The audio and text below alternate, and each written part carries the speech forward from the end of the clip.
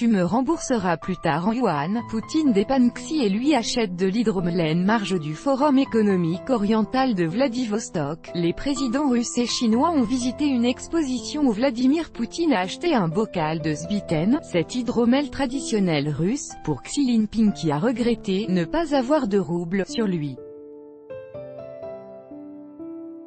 Tu me rembourseras plus tard en yuan, a répondu Vladimir Poutine du tac au tac.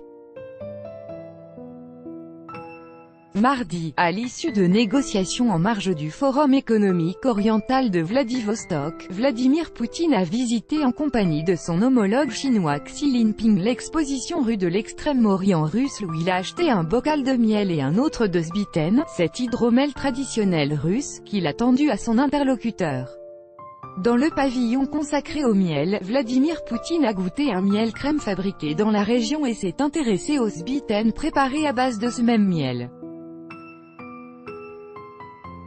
Le président a choisi deux bocaux vendus 200 roubles pièce, environ 2,50 €, un de miel et l'autre de sbiten, les a payés et a remis ce dernier à Xi Jinping. J'ai peur de ne pas avoir de roubles, a dit le président chinois. Tu me rembourseras plus tard en yuan, lui a répondu Vladimir Poutine.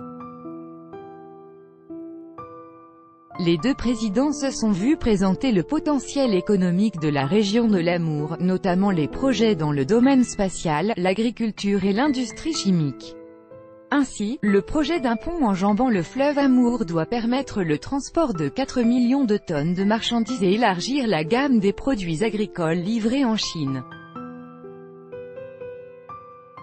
En outre, en visitant le pavillon consacré aux poissons et fruits de mer russes, Rushan Fish House, les deux hommes ont été invités par les chefs présents à enfiler des tabliers et à faire préparer des crêpes avant de les garnir de produits de leur choix et de les manger accompagnés d'un petit verre de vodka.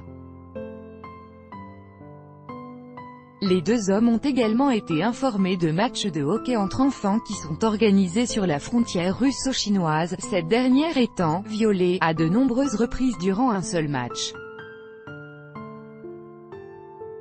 L'exposition qui se tient en marge du forum doit montrer à ses participants et inviter le potentiel économique et les traits culturels et nationaux des régions extrême-orientales. L'agence Rossiya Segodnia est le partenaire général dans le domaine de l'information du Forum économique oriental qui se tient à Vladivostok du 11 au 13 septembre.